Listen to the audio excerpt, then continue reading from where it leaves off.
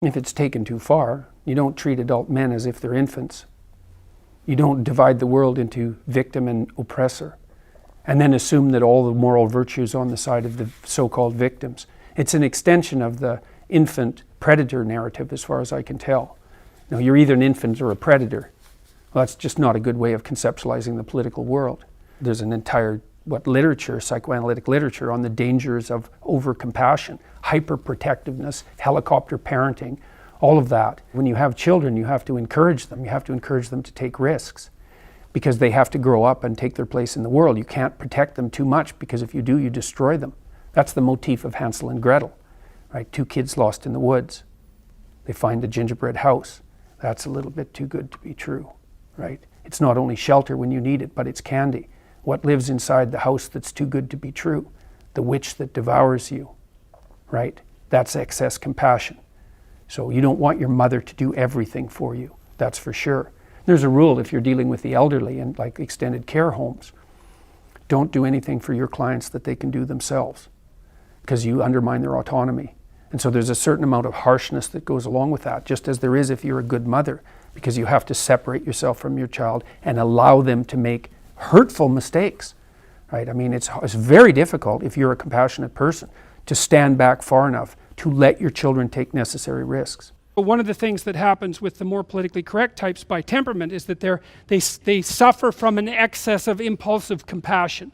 And they assume that if there's an inequitable distribution of anything, that the people who are at the bottom are all victims who should be treated like infants, and that everyone at the top is a vicious snake-like predator. And that's hardwired in some sense. Now, it's a popular story. It's a very popular story. It's the fullest story. Yeah, of course. Of course, it's an easy story to sell, and there's some truth in it. But some truth isn't the same as all the truth. And so what you see, at least in part, is undifferentiated empathy. And that's not a virtue. It's not a virtue. You have to think. You can't just feel. You have to think. And, you know, even when you're taking care of kids, part of what you're doing is being compassionate. But if you're too compassionate towards your kids, then you do everything for them. And if you do everything for them, then they grow up useless and they never leave and they hate you and they hate everything else too. It's a bad idea. And so you use compassion judiciously. You know, there's a rule if you're working in a place like a nursing home. And the rule is, it's a harsh rule, do not do anything for the people that you're taking care of that they can do for themselves. And so if they have to struggle to feed themselves, you don't bloody well intervene and feed them.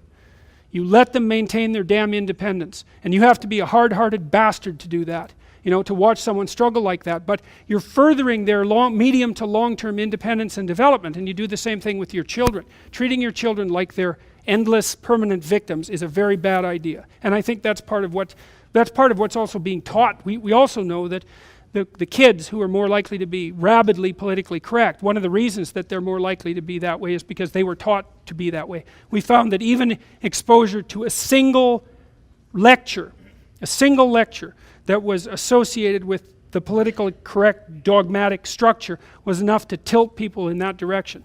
So there's a temperamental proclivity, and then there's failure of education to address that, and then there's the exacerbation and exaggeration by the people who are trying to produce like activists by proxy. You know, one of the most appalling things I saw, for example, at McMaster, when I went to McMaster and got, you know, yelled down by profanity shouting people who had the bloody gall to hide behind a banner that had a hammer and sickle on it, for God's sake.